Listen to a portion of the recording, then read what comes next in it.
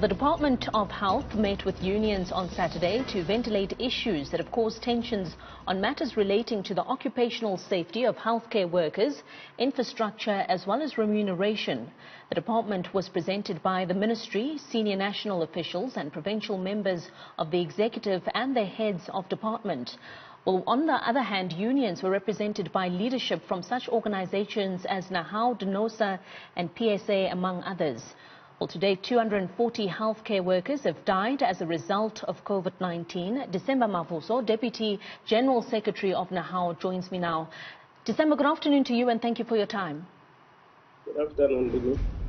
You, as NEHAWU, have met with the Health Minister before and that failed to reach any positive outcome.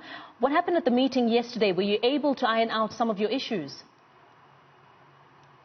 Well, firstly, let me correct something. The leadership of NEHAWU was not part of the meeting yesterday. Okay. We understood yesterday's meeting as a meeting of negotiators in the bargaining council, the way it was coordinated. That's why only our negotiators went to that meeting, not the leadership of NEHAWU. But besides, we have a process that was agreed with the minister. We just concluded a meeting today with the Director General as part of the outcome of the meeting we had with on the 13th with the Minister. We're continuing the discussions tomorrow. We will see where that process takes us. But yesterday's meetings, no, we were not part of that meeting as the leadership of NEHAWU. But December, you are saying that your mediators were part of that meeting, am I correct? Negotiators. Your negotiators. Our officials in the office who are negotiators in the bargaining council, because we saw that meeting as a meeting that was arranged for negotiators, not for leadership of the union. But besides, we can't have two processes. As a union, we have an engagement directly with the minister and his department. So we can't then have another process, dealing with the same issues that we are dealing with them directly with the department and the minister. So we could not have been part of that meeting. So as NEHAWU, are you saying you do not recognize what came out of yesterday's meeting, despite the fact that your negotiators were present?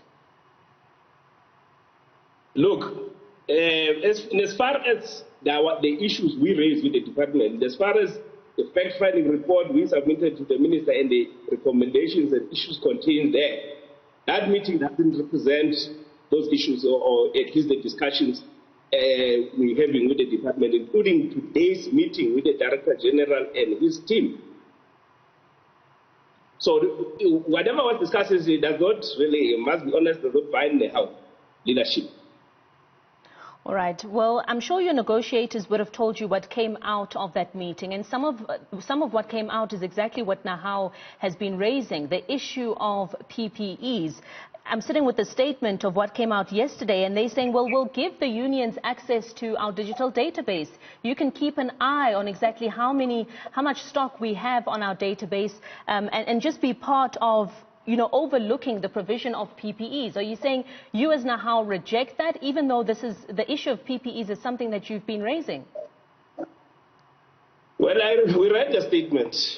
The statement does not resolve the issue. What has been raised there is access to surveillance, the dashboard and so on, does not resolve the cry of workers who are saying, as things stand now, today, in the theater or in the hospital, there's not enough PPEs. To us, those are the real issues that must be resolved. Giving us access to see the data, the statistics that is being put there, does not translate that into tactical action on the ground. December, so what happens now? This week you staged a protest, a picket rather, and you said this was the warm-up of what's still to come in the following week. What can we expect this coming week? Well, our program is in full swing, as we outlined it. Tomorrow is a day where workers are going to be, as we said, applying for a day's leave, which will be taken on Tuesday. But it's also a beginning of lunch hour demonstrations, which are going to continue throughout the week. So, side by side is the beginning of the strike week for NHLS members. which we did say the strike is commencing on the 25th, which is this coming Tuesday. And it will be a strike that is indefinite until our demands are met. Considering that NEHAWU is one of the biggest unions in the country, what sort of impact would you say that strike on Tuesday is likely to have?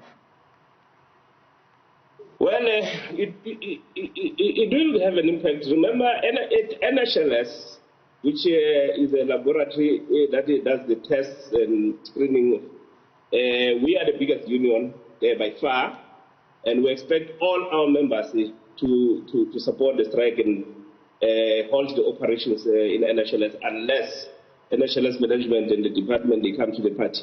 Mm. And when you say come to the party, what exactly do you mean, December? Because we've been seeing this back and forth between the minister, the department and the unions.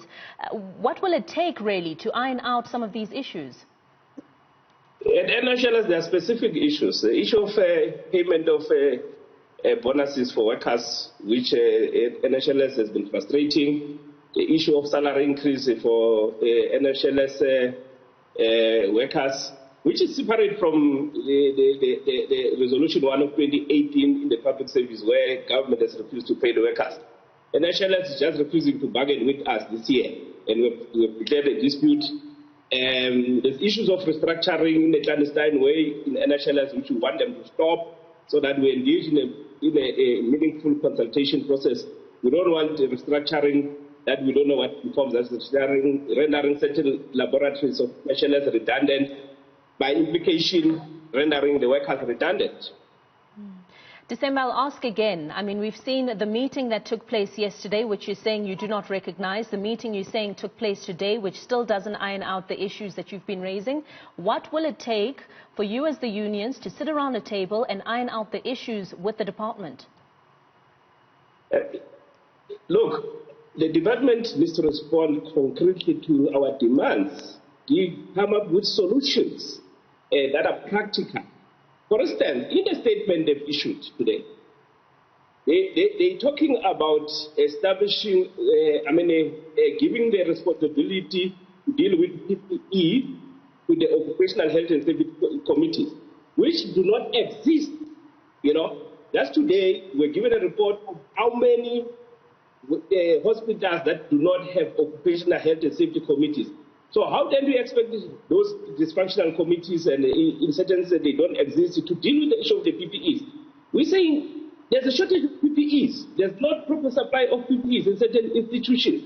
They've not done an audit that really unearths that truth, so that then the gaps can be closed and say we found in Krizani Paragonat that there's a shortage of this kind of PPE. We're going to make sure that it's available tomorrow and all those things. They're telling us about the dashboard system. That does not resolve the real issues on the ground.